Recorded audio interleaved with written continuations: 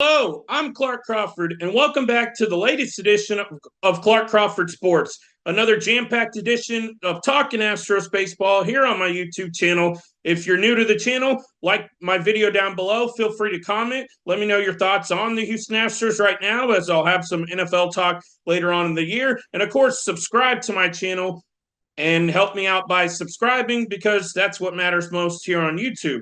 So, with that being said, I'm going to jump right into all the Astros, the latest news you need to know, what happened over the weekend with the Astros versus Mets series. I'm recapping it, along with your Astros versus Blue Jays series preview, which begins this afternoon as we hit July 1st. So that's another exciting time. The 4th of July is coming up. Just like I said, an exciting time. So we begin with some Astros injury news. And, well, Jake Bloss threw a bullpen on Sunday, and he is expected to either throw another bullpen or he is going to be sent directly on a minor league rehab start. So potentially sometime before the All-Star break, the Astros could get Jake Bloss back to maybe make 1, 2, 3 more starts. We don't know for the club, though that's something to keep an eye on for the Astros is Jake Bloss is either going to throw another bullpen. Let's see, he threw one yesterday, Sunday, so that'd probably mean Tuesday or Wednesday, he's likely to throw another one. And then by sometime Saturday or Sunday, he could make another rehab start.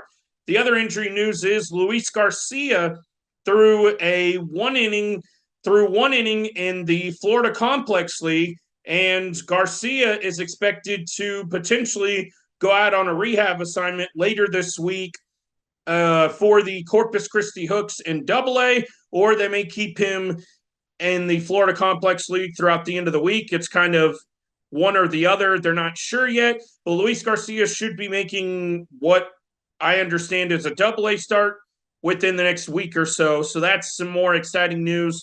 Hopefully some pitching reinforcements are on the way for the Astros.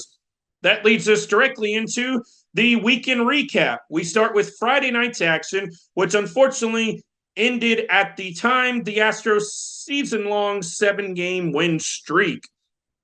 Astros fell to the New York Mets 7-2 as their record dropped back under 500 at the time of 40-41 after getting to 500 for the first time all year 2 days prior. It was a disappointment, but watch till the end of the video because I have some other exciting times to talk about.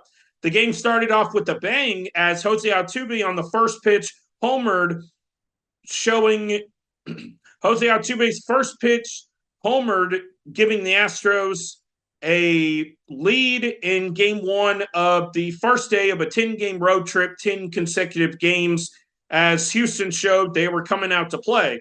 Unfortunately, the rest of the night did not go their way. Ronel Blanco was the starter in Friday night's game, as he had his worst outing of the season, unfortunately giving up 6 runs, 3 of them earned, as Alex Bregman's error in the 6th inning did not help his cause on the night, but Blanco wasn't sharp to begin with, as also on Bregman's account, it was Bregman's 8th error, as his defense has been shaky at best during points of the 2024 season.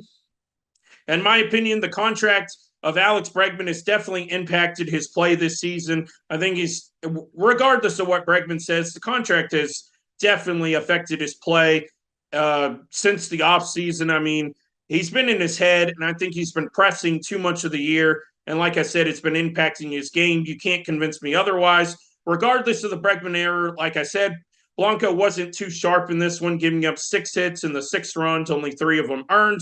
The error did impact the game, but I still think even with the error, the Mets likely still win the game, as the Astros only put up 2 runs all night. But it certainly was a factor in the outcome, but the Astros probably still lose this game. I think it would have left the door open, but I just didn't see with how the offense was pretty cold most of the night, and Mauricio Dubon left a ton of runners on base, but he's not the one to blame. I just want to mention it was a key factor in the game. Dubon struggled mightily. Offensively, Altuve's homer, along with another hit, he was 2 for 5 on the night. Yordan Alvarez, some of the offensive highlights went 3 for 5, and Yainer Diaz led the way with 3 hits as well in the losing effort. So just a couple of highlights to go along with. It's not always going to be negative, but there were some highlights of the game that I believe needed to be noted. We move along to Saturday's action, where the Astros were back to their winning ways, stealing away the victory from the New York Mets late in the ballgame, scoring 5 runs combined in the 8th and 9th innings, winning the game 9-6. The Astros were down 6-1 headed into the 4th inning, and they scored 8 unanswered the rest of the game to complete the 9-6 comeback. I put this victory in one of their top 5 wins of the season, as it was one hell of a team effort. And but first, we're gonna talk about the negatives and then the positives from the win. Pretty much the lone negative was Framber Valdez, who imploded yet again in another start over his Astros tenure, as obviously he's only pitched for the Astros so far in his career.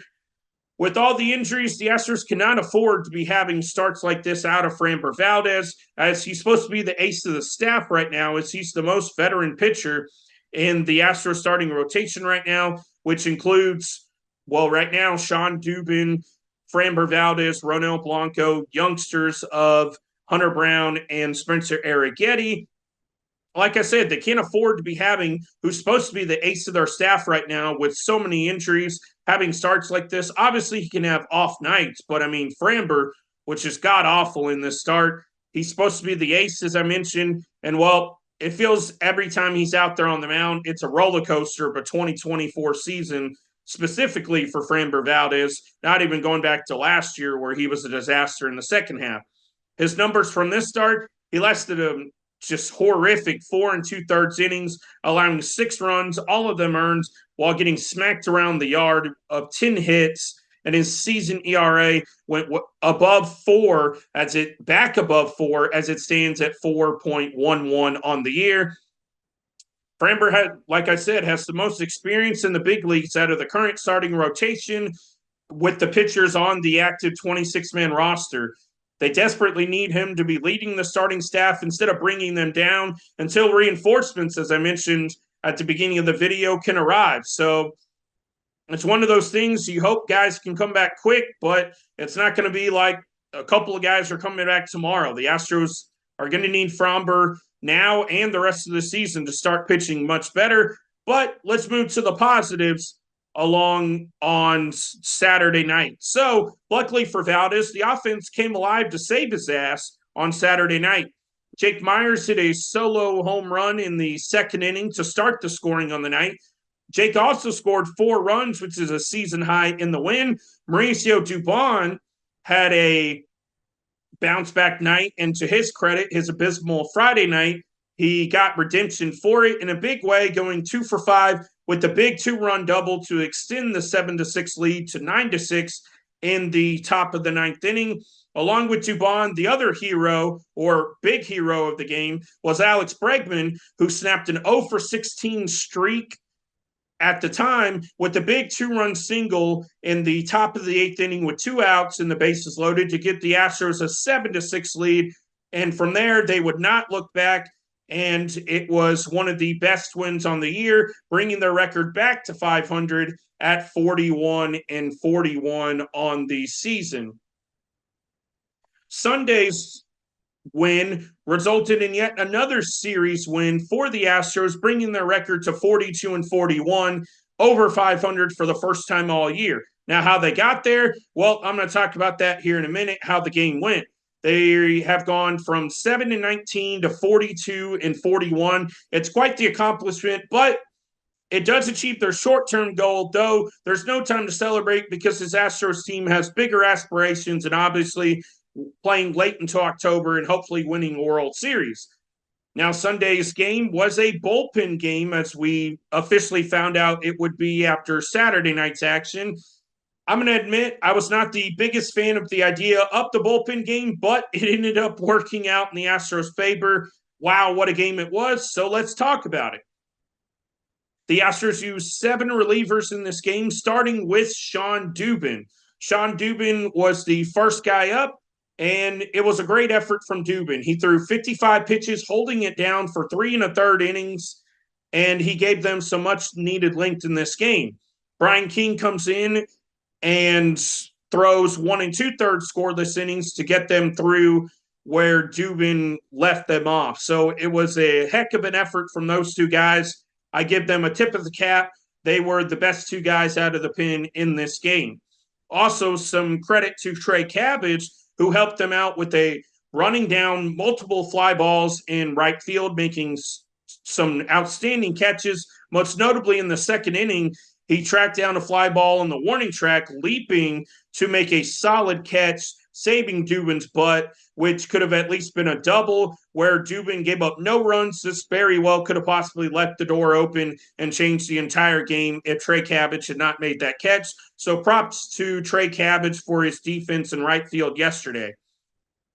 Astros scored first in all 3 games of the New York series, as their first run yesterday was provided off the bat of John Singleton, whose solo homer in the second inning was his first homer since May 17th.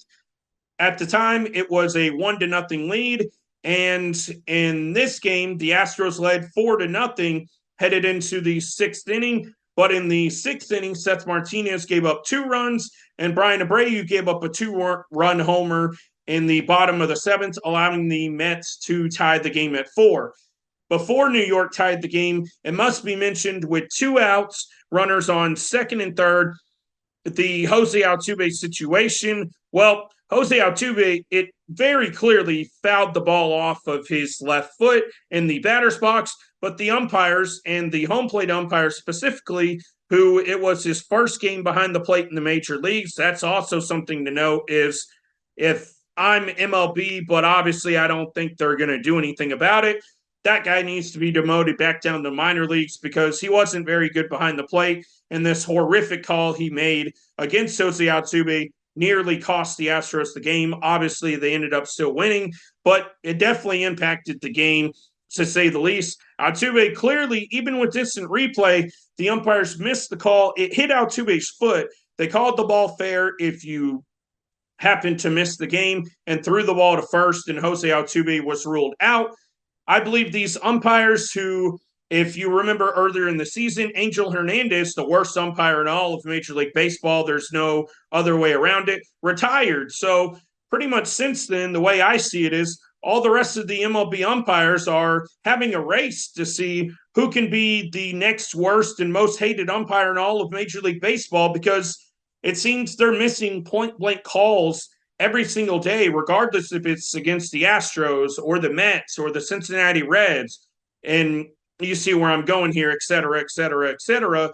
And they're just missing calls left and right. And like I said, it feels they're just trying to who's the next worst of the worst, because MLB umpiring is getting so bad, eventually they're going to have an automatic balls and strikes, which is kind of pretty bad look for MLB umpires, and maybe even robot umpires later on. We'll see what happens in the next couple of years. So back to the game.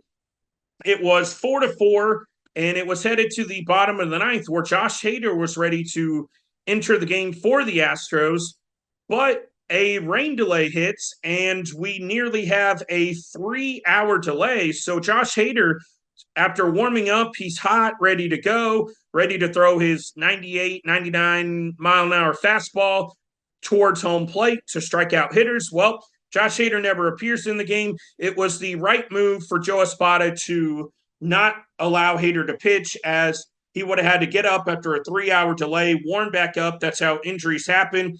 And credit to Joe Espada here. He managed his ass off in this game, and it's a big reason the Astros won the game. His managing, even with Jose Altuve being ejected, he pushed all the right buttons, as unfortunately Abreu and Martinez didn't get the job done. But if you go back and see that game, I would have pitched Abreu and Martinez, giving them the green light. They're 2 of your better relievers on the team, so I don't knock Joe Espada for those decisions. They've just got to come through in a 4-0 game into Martinez's sake. In a 4-2 game, they got to come through and throw shutout or only give up 1 run in both of those spots. But nonetheless, the Astros pick up the win. So We pick it back up after the 3-hour rain delay. Taylor Scott comes in and he picks up the win after 2 innings. He did give up the inherited runner in the bottom of the 10th, but the Astros had scored 1 run in the top of the 10th. So Taylor Scott, he pitched well. I mean, it was only the only run he gave up was the inherited runner. He worked out of trouble. Luckily for the Astros, Taylor Scott has been their best reliever this year, and his ERA has been lowered to 1.49 after yesterday's outing. And where would the team be without this guy who none of us Astros fans really even knew who he was coming into spring training? And, well, he made the opening day roster, and it's been the best decision the Astros made all season long, adding Taylor Scott to the opening day roster. For the rest of the game, the Astros respond in a 5-5 game with a 5-run 11th inning to win the game 10-5.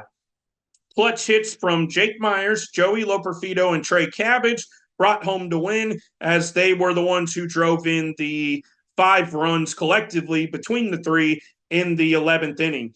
They won this game 4 Altuve. Now, I want to know if y'all think this is the best win of the year. It's definitely up there. And let me know down below in the comments where you think this victory ranks for the team this season. So your Astros versus Blue Jays series preview begins now. The Blue Jays host the Astros to open a 4-game series in which the Astros, 42-41, second AL West, only 3.5 behind the Seattle Mariners. Nothing to get too excited about, as there's still plenty of season left to play. But Seattle lost 2 out of 3 over the weekend against the Minnesota Twins. So the Astros, and your AL West update on the Clark Crawford Show here on YouTube. The Astros are 3.5 back of the Mariners, and the Toronto Blue Jays are 38-45, fifth in the AL East in the cellar. Are the Blue Jays going to be sellers at the deadline? We'll find out later on here at the end of the month, as the trade deadline is less than 30 days away. So that takes us to Astros versus Blue Jays series preview. It begins today, this afternoon on Monday, as it is Canada Day in Canada. So the game is in the afternoon, and the Astros will throw Hunter Brown, who's 5-5 with the 4.37 ERA, 80 1/3 innings pitched, 78 hits, 89 strikeouts on the season, against Yariel Rodriguez, 0-2 with the 5.94 ERA, 16 2/3 innings pitched, 21 hits, 17 strikeouts. Now, for Rodriguez, he's had some injury concerns this year, and for Rodriguez, he's had some injuries so far this year, along with he spent some time in the minor leagues, so that impacts things for him as well. As you saw, he hasn't pitched many innings on the season, so I wouldn't expect him to go too deep into this game, which could play things in the Astros' favor. Hunter Brown, last time out on the mound, went 6 innings of shutout ball against the Colorado Rockies, striking out 7, picking up his 5th win of the year. It was also his 7th consecutive quality start.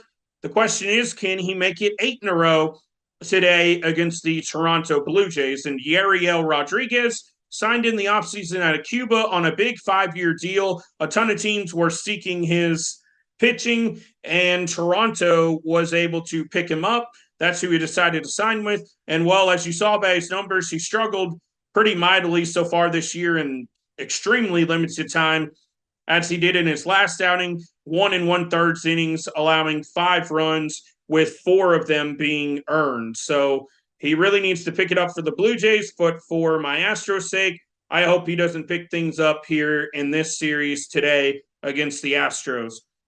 We move on to Tuesday, which is the night game. Spencer Arrighetti, it's a battle of right-handers. Spencer Arrighetti against Jose Barrios. Spencer Arrighetti is 4-6 with the 5.68 ERA and 65 innings on the season, 69 hits and 75 strikeouts. Jose Barrios, veteran right-handed pitcher, 7-6 with the 3.38 ERA, 104 innings pitched, 89 strikeouts, 89 hits given up, and 76 strikeouts. Rios is a good veteran right-handed pitcher, so the Astros, and especially for Arrighetti, are going to have their hands full, as he's really been a pretty good innings eater over his career. So Toronto should be set up well in that aspect unless he gets lit up early. Now, Arrighetti's last start, he earned his fourth win of his rookie season, going deep in the ball game, going 7 strong innings, allowing only 3 hits, a season low, while striking out while striking out a career high 10 batters, a season high for any Astros starting pitcher here in 2024.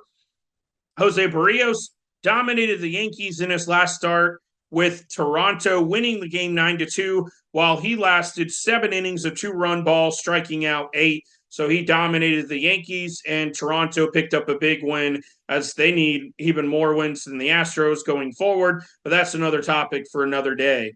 In game 3 of the series, another night game on Wednesday, it will feature Ronel Blanco going up against Southpaw Yusei Kikuchi.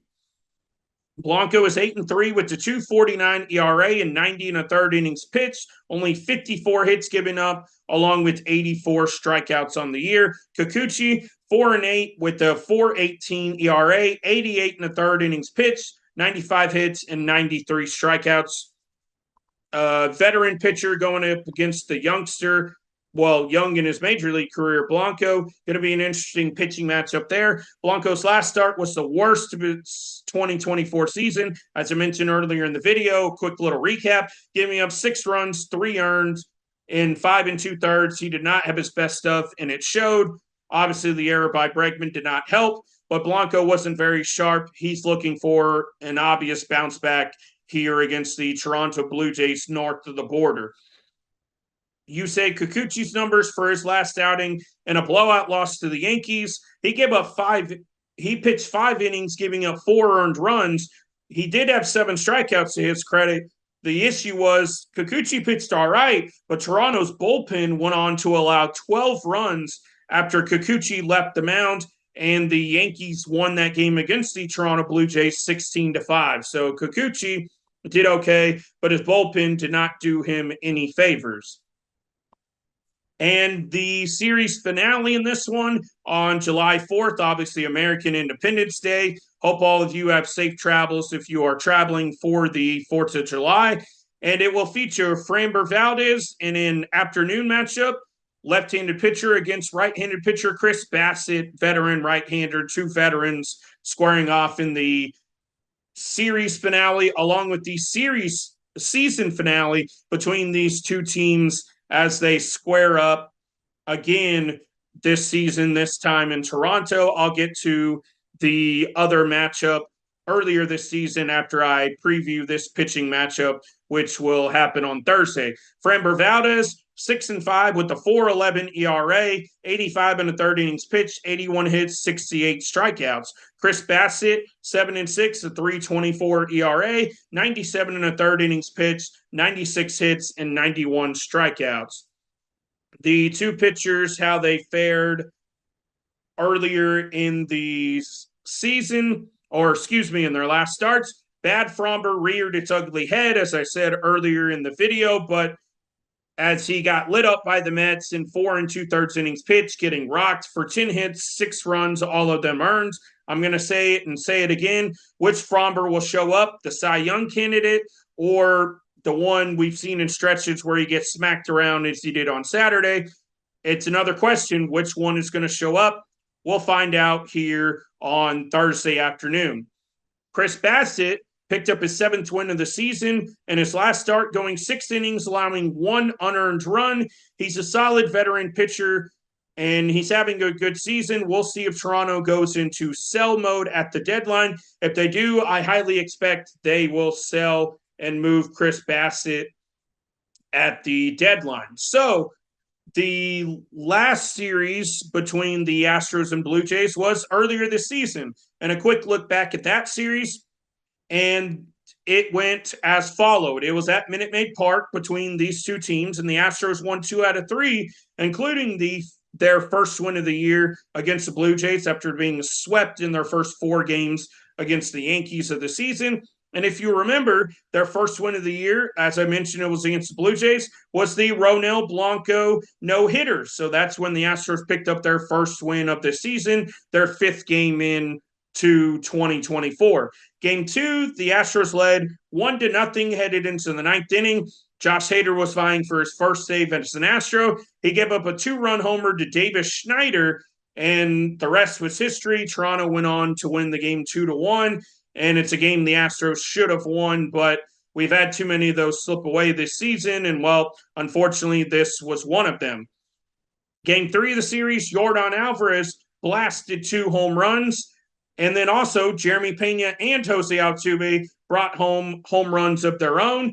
And the Astros 8-0 shutout against the Toronto Blue Jays. Houston, after this series, was 2-5 on the year, and we know what's happened since. So that's your look back at how the teams fared in the previous matchup, as this will be the last matchup unless they somehow meet miraculously in the playoffs.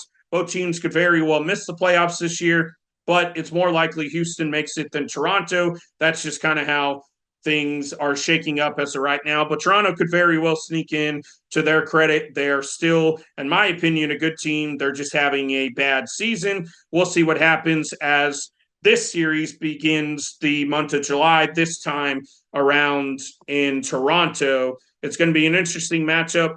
So a quick little update of the two teams and their lineups for today's game. I'm not going to go through the whole lineups, but it is a scheduled day off, according to Joe Espada, for Jose Altuve. And on the Blue Jay side of things, Vladimir Guerrero Jr. is getting the day off due to a finger or two, some kind of injury.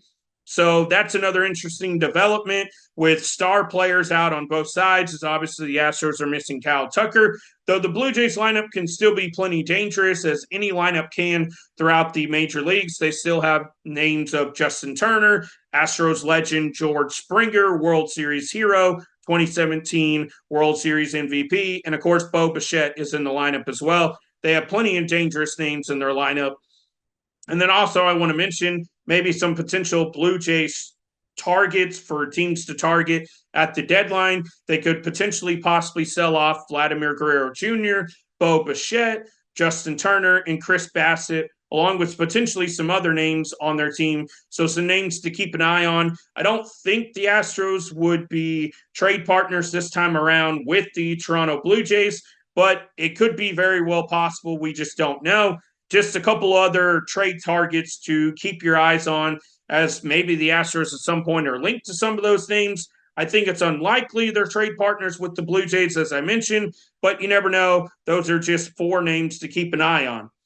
That's going to wrap up the latest edition of Clark Crawford Sports here on YouTube, as I gave you an Astros versus Mets series recap, an Astros versus Blue Jays series preview. I also gave you the results of the Astros versus Blue Jays series earlier this year at Minute Maid Park, and then some potential pieces the Blue Jays could sell off on if their season continues to spiral. Some names to keep an eye on maybe for the Astros or for the rest of the MLB. If you're watching this video and you're not a big Astros fan, that's okay. I encourage all Blue Jays fans, whoever I'm talking about, to jump in here on my YouTube channel. You're more than welcome always. Obviously, hit the subscribe button down below if you are watching my videos. So that's going to wrap up the latest edition of Clark Crawford Sports here on YouTube.